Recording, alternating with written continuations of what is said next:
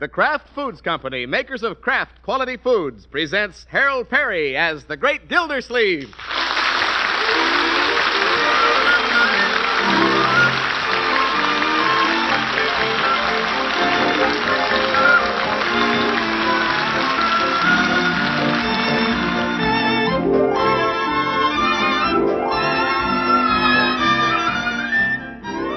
The Great Gildersleeve is brought to you tonight by Parquet Margarine, that marvelous margarine made by Kraft.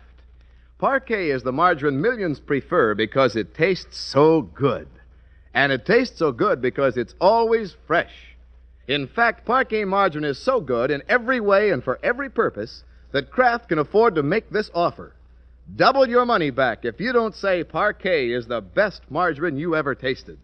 That's Parkay. Parquet margarine made by Kraft.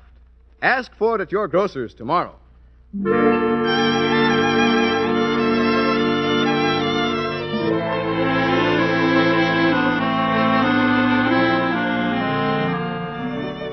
Well, it's been a long, hard day at the water department. The Great Gildersleeve didn't even get home for dinner.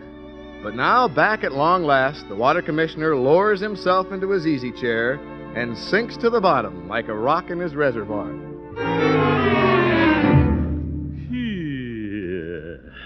Tired, Unky? Worn out, Marjorie. The first of the month sort of slipped up on Bessie and me. Oh? Yeah, it came right after February 28th. Didn't expect it for 2 more days. Excuse me. Oh, that's all right. Bronco's coming by for me in a few minutes. No, he is. Uh-huh. Are you too tired to drive over to Broadmoor with us and see Mother and Father Thompson? Marjorie, I've seen Mother and Father Thompson. I remember them well. Now, Unky, you really should cultivate the Thompsons. That's barren ground. He never answers your questions, and she never gives you a chance to ask one. What? Huh? Marjorie, just because you and Bronco are engaged is no reason I have to be married to the Thompsons. All right, Unky. I'll tell him you send your love. Yeah, do that. Miss Gildersleeve. Yes, Bertie. A party phoned before you came home and wants you to call back. Oh, yes, probably Judge Hooker. He wanted me to play checkers. But wild horses couldn't get me away from this house tonight. I'm not going to be dragged out by an old goat. He wasn't the party, Mr. Gildersleeve. Well, whoever it was, I'm not leaving the house. Unky just passed up an invitation to visit the Thompsons. Yeah, hated to do it. Yes, sir. You don't want to call this party back then? I'm too tired to go to the telephone, Bertie. Who was it? Miss Milford. Miss Milford? Unky, where are you going? Well, I said I wouldn't go to the telephone, and I won't. Where's my hat? That man.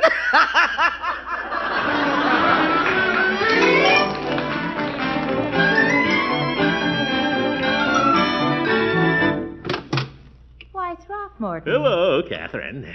I phoned you this evening. Yeah, Bertie said you wanted me to ring you back, so I'm doing it. Throckmorton. May I come in, or do you want to talk long distance? Oh, come on in. I won't keep you a minute. You won't? Bertie said you didn't get home for dinner. You must be awfully tired. Me? No. Well, I'm glad because I want to talk to you about tomorrow night. Great. What are we going to do tomorrow night?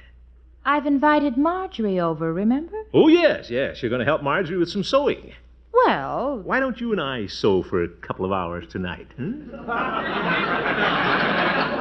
what? Look, the button off my cuff. Throckmorton, that won't take 2 hours. It could. Yeah. Be good practice for tomorrow night. Marjorie and I aren't going to sew tomorrow night, Throckmorton. Oh? I told her that because I want to surprise her. I'm giving her a bridal shower. You are? Well, won't Marjorie be happy? You're awfully sweet to do that, Catherine. I could almost kiss you. Oh, Throckmorton. Shucks, missed again.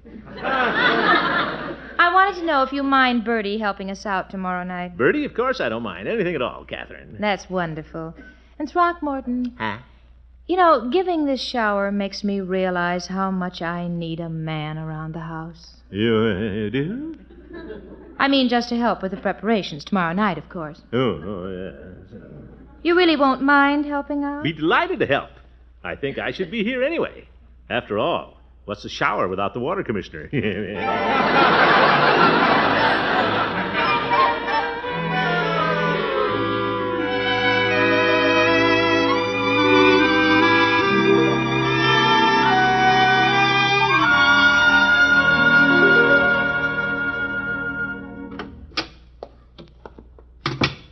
Good morning, Floyd. Well, if it ain't the commish. Hop right up in the chair, commish. Thank you. What'll it be, haircut? You can start with a haircut, my man, then give me the works. Yeah? You had a manicurist? I'd even go for a manicure. Stepping out among 'em tonight, commish? Well... Gonna do a little billing and cooing with your turtle dove? Floyd. I'll bet you're no turtle among the doves. Oh. All jokes alongside, commish. How's the trained nurse? You mean Miss Milford, of course. Uh-huh. She's fine. Thank you for inquiring. That's okay. Don't trim it too short, Floyd. Leave the wave on the top. Don't worry. Hey, you got another gray hair here. I have? Yep. Pretty soon your wave's gonna have white caps. Very funny, white caps. Stick to your hair cutting, Floyd. Okay. Little Floydy Munson ain't one of them Gabby barbers. Good. Where you going tonight, commish? If you must know, I'm going over to Miss Milford's, Floyd. She's giving a shower for Marjorie. Oh? What's she gonna have you doing? Tipping the teapot for the in-laws? No, Floyd. That's what I like about this party. The Thompsons aren't going to be there. It's just for Marjorie's girlfriends. You don't like rubbing elbows with the in-laws, huh, commish? Well, Mrs. Thompson has pretty sharp elbows. Looks down her nose at everybody. She thinks she's the Queen of Sheba. Yeah? They tell me the old man is something out of this world. That's where his mind seems to be. He never knows what's going on. Oh, found a faded hair. That's two of them. Yeah, every time I think of those Thompsons, another one turns gray.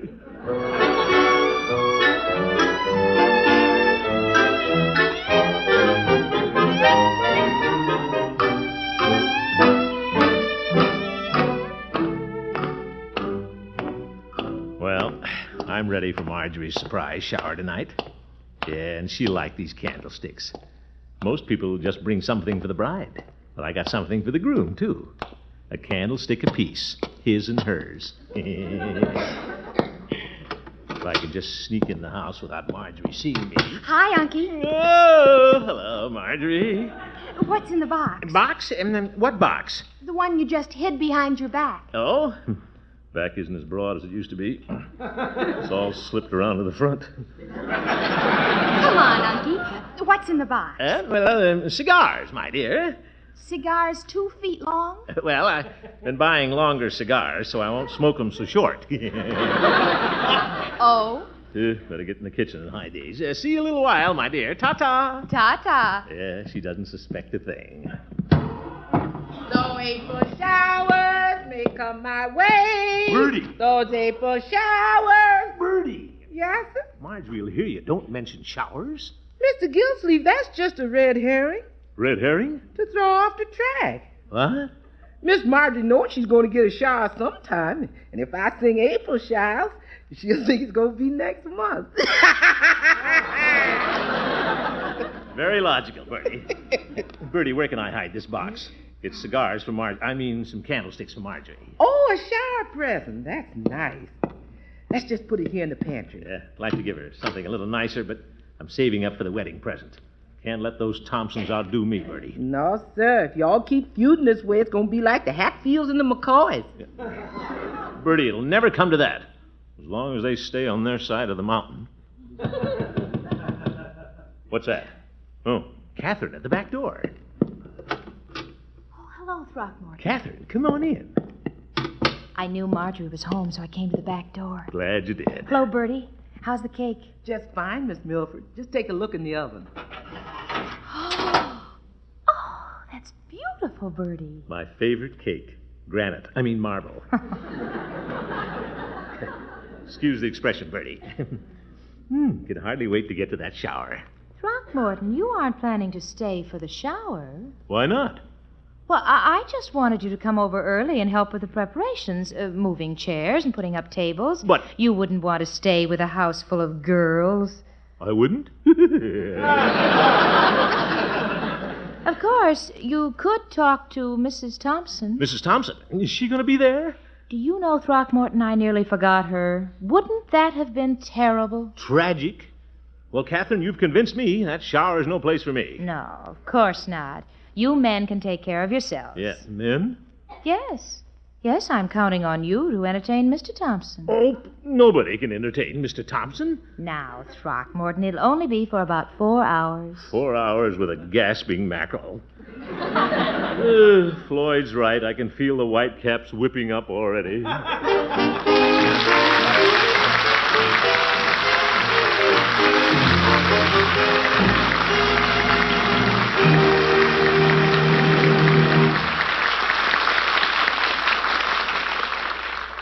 The Great Gildersleeve will return in just a minute. It's the margarine that tastes so good because it's fresh, really fresh, always fresh. It's Parquet margarine made by Kraft. Yes, when you buy a margarine, there's one thing you want to be sure of. It must be fresh. And that's one thing you can be sure of when you buy Parquet margarine made by Kraft. For Kraft's nationwide freshness control guarantees that whenever or wherever you buy Parquet, you can always be sure of that fresh, delicious Parquet flavor. Parquet margarine is blended from fresh, top-grade American farm products. It's rushed fresh by truck to your grocer. Each Parquet package is flavor-dated and stocks are regularly inspected. Any Parquet not sold before it passes its freshness peak is returned to Kraft. So remember, Parquet margarine is the margarine that tastes so good. And it tastes so good because it's fresh, really fresh, always fresh. That's Parkay. Parquet margarine made by Kraft. Double your money back if you don't say it's the best margarine you ever tasted.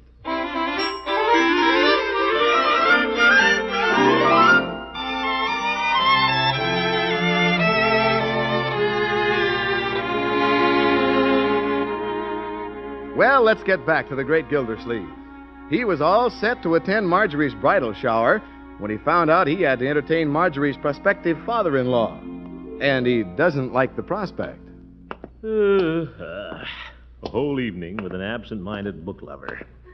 What a miserable night this is going to be. Say, misery loves company.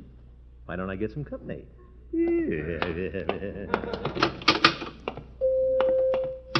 Hello, Peavy. Hello, Mr. Gildersleeve. What can I do for you? Well, I was just thinking about something, Peavy. That so? You look like the cat that ate the canary. Well, you look like the canary. How's that? Peavy, you've heard me talk about Marjorie's future father-in-law, haven't you? Well, yes. A wonderful fellow, Mr. Thompson. Eh? My. We're spending the evening together, Peavy, and I'd like to have you join us. Why? Well, he's a brainy fellow, Peavy, and I'd like him to meet some of my more intelligent friends. Have you tried the judge? No, I haven't, Peavy. Judge Hooker can't carry on as sparkling a conversation as you can. Besides, he's out of town. Mr. Gildersleeve, I believe you said this Mr. Thompson collected first editions. That's right, Peavy. Expert on modern art. You bet. He can tell you anything you want to know about it.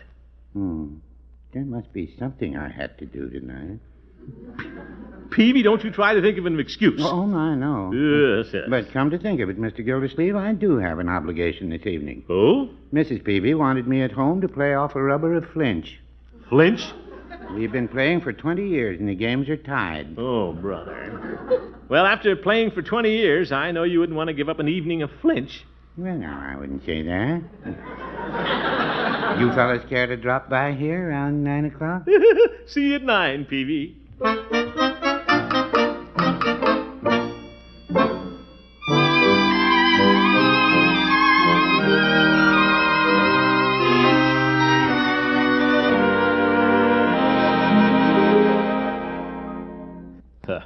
8 o'clock. Where are those Thompsons? Mr. Thompson so absent-minded. Say, what if he drove in the wrong direction? Nah, Mrs. Thompson is with him. She'll steer him in. Yeah, there they are. Better go out and greet them. Oop, he's walking across the street. Oh, now she's got him right by the coattail. Hello, over here. What a guy. He can't even remember my name. If he calls me Uncle Snort once more... Good evening, Mr. Gildersleeve. Hello, Mrs. Thompson and Mr. Thompson. Good evening, Gildersleeve. Martha, you remember Marjorie's Uncle Snort. Oh! I spoke to him, Edward, and he's Marjorie's Uncle Mort. Oh, yes, of course. Well, Mrs. Thompson, everybody's over at Miss Milford's, and I'll be happy to drop you. By the shower, I mean. Thank you, Mr. Gildersleeve. Well, shall we go? Go where? You just stay close to me, Mr. Thompson. Shall we take our car? Well, I suspect we'd better take my Studebaker. Mr. Thompson and I will need it this evening. Oh? What are you boys going to do this evening? Well, Mr. Thompson, how would you like... Now, there's a very interesting lecture with slides at the Civic Auditorium. Oh? Yes. Casting light on darkest Africa. Well, that does sound interesting. It's out at 10:30. I took the trouble to look it up in your Summerfield paper. Of course you boys go where you want to go. We'd better go to the lecture, Gildersleeve. Guess so. Care to sit in front, Mrs. Thompson? No, thank you. If I'm not driving, I like to sit in the back seat. I bet she can drive from either seat. Well, if everybody's set, we'll back out. We're backing out, Martha.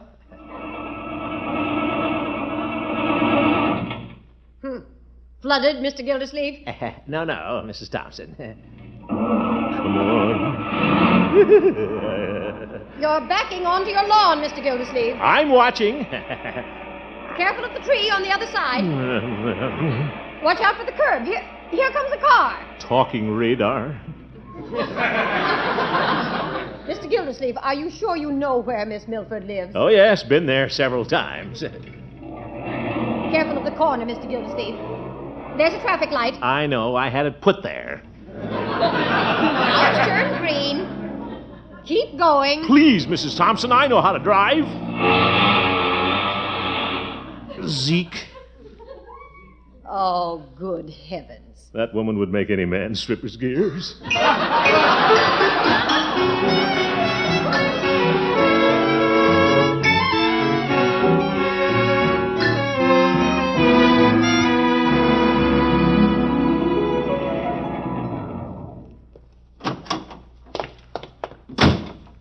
The car's stopped now. You can get out, Mr. Thompson.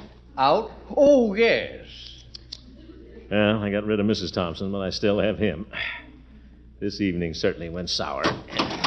What was that, Gildersleeve? I said, I hope your wife has a fine time at the shower. She will.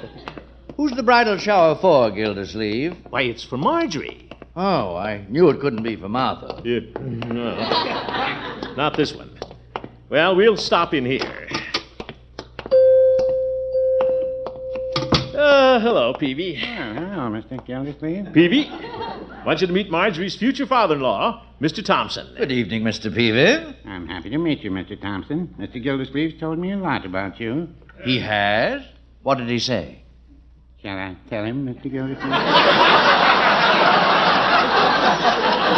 Well, it might really embarrass Mr. Thompson, Peavy. I've been bragging on him quite a bit. Haven't I, Peavy? Well, no, Mr. Thompson, Peavy's going to spend the evening with us. Oh, who's Peavy?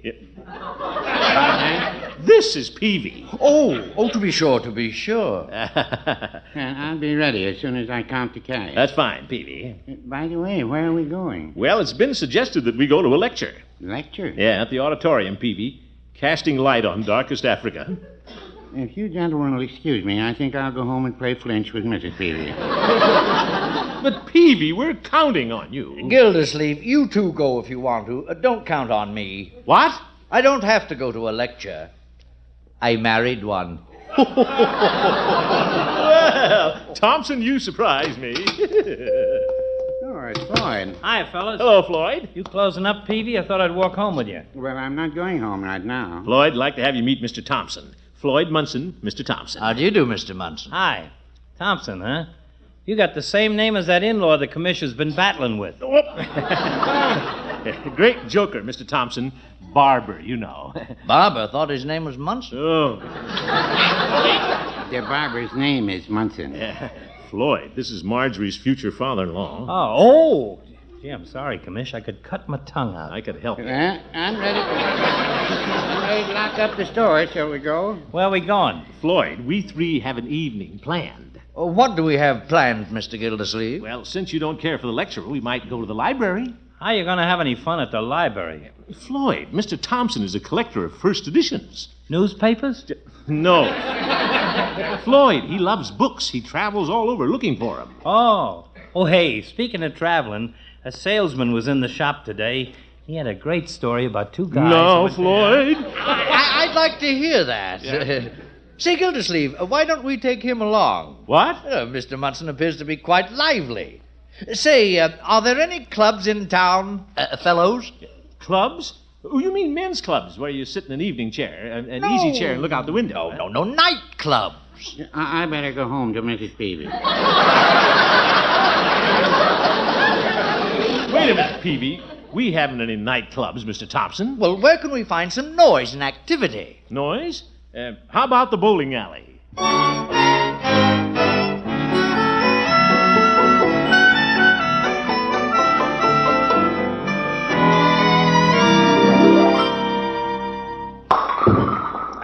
Well, what do you know? Well, nice going, Mr. Thompson. Set him up in the other alley. Your turn, Peavy. Well, I'll wait till I find a ball that fits my thumb. That last one carried me halfway down the alley.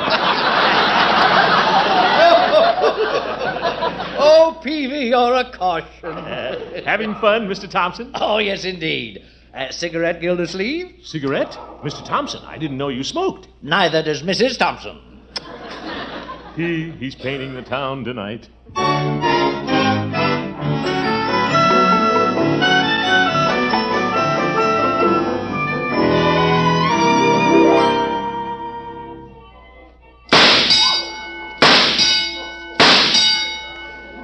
Well, I knocked over 18 out of 20 ducks. What do we do now?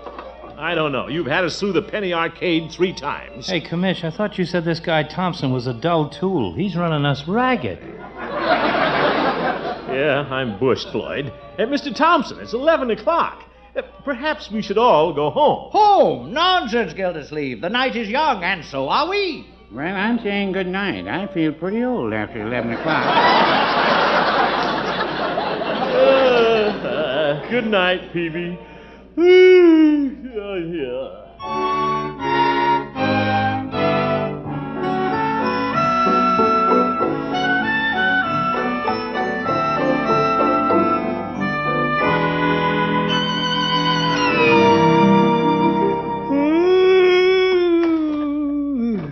Wish I'd gone home with Peavy.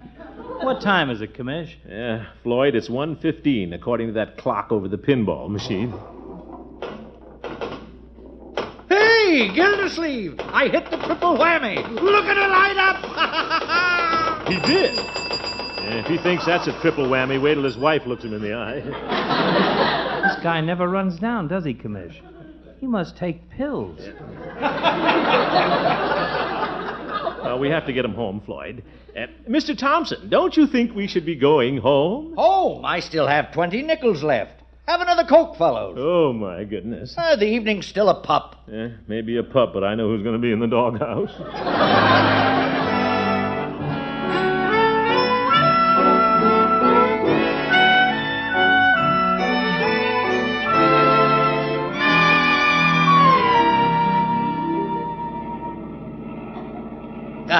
Great evening, Gildersleeve. Yeah, great. I was surprised at Munson having to go home at 2 o'clock. Well, you know how it is with the barber, Mr. Thompson, on his feet all day. I'm afraid we should have all gone home earlier. Oh, are we going home? Yes. What about Martha? Well, I'm afraid the shower's been over a long time. Miss Milford's house was dark when we passed there. I guess your wife's at my house. Oh, she's at somebody's house. You don't seem very concerned about rolling in at 2 o'clock. Oh, what's wrong with 2 o'clock? It's a nice round hour, but fewer cars on the street, pleasant motoring. But, Mr. Thompson, your wife expected us home at 10:30. Frankly, I'm a little worried. Oh, now, Gildersleeve, leave everything to me. I'll explain to Martha. You will? Naturally. Staying out late was my idea, and I'll assume complete responsibility. Well, good for you, Mr. Thompson. By George, you're all right. You know, there was a time when I thought, yeah, but you're true blue. Well, here we are. Oh, yes. Here we are. Oop. There's Mrs. Thompson waiting for us. She looks awfully big standing in that doorway. What's that she's got in her hand? Oh, it's just a shadow. Here she comes. Oh, brother. Mr. Gildersleeve. Well, hello, Mrs. Thompson. Where have you been with Edward? Well, we were at the drugstore. Until 2 a.m. Well, we did go down to the bowling alley. Bowling alley? Of course, we weren't there very long. We came right home after playing the pinball machines. You had my Edward playing pinball machines? Now, wait a minute. I wasn't the one who... Take it, Mr. Thompson. Thompson, wake up! Edward! Oh, my goodness, what a sneaky thing to do.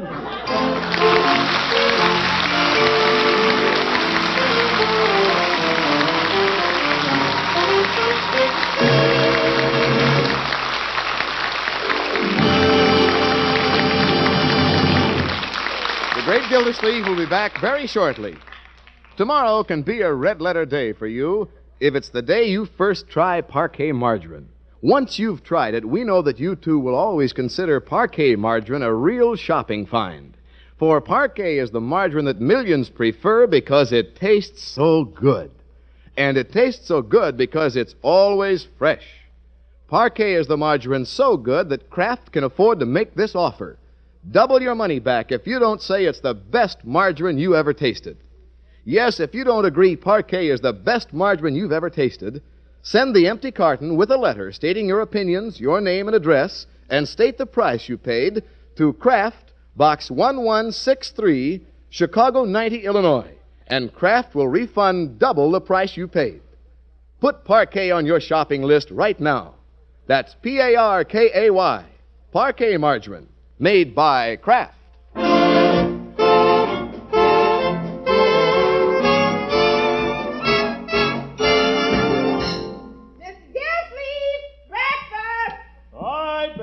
I'm coming. Good morning, Unky. Good morning, my dear. You'll excuse me if I rush, Uncle Mort. This is the day I work at the Red Cross. Oh, maybe I'll go down with you. Really? Yeah. After last night with Mr. Thompson, I need a transfusion. My bloodstream is pure Coca-Cola. You're kidding. Well, I'm kidding about the transfusion. But I want to be serious a moment about the Red Cross, my dear. Here's an organization which is always ready to serve wherever it's needed. And I don't have to tell you what a great job it does. You've read about it every day in your newspapers. Wherever disaster strikes, wherever we are in need, the Red Cross is there. It's our Red Cross, our protection. Let's give it our full support in every way we can. Remember the Red Cross. Good night, everybody, and be sure to be with us next week. Next Wednesday, the Great Gildersleeve has something up his sleeve which is going to be a very special interest to every one of you homemakers. Be sure you're listening next week. The Great Gildersleeve is played by Harold Perry. The show is written by Paul West, John Elliott, and Andy White, with music by Jack Meakin. Included in the cast are Mary Lee Robb, Lillian Randolph, Kathy Lewis, Arthur Q. Bryan, and Dick LeGrand. This is Jay Stewart saying goodnight for the Kraft Foods Company, makers of the famous line of Kraft quality food products.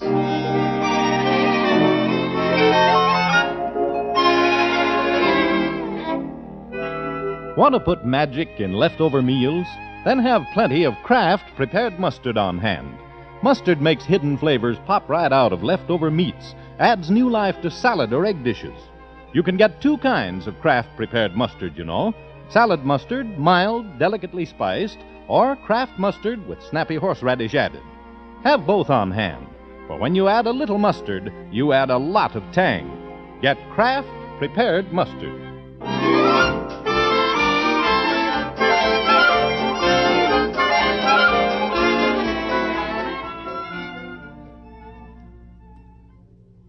Stay tuned for the exciting new Break the Bank on NBC.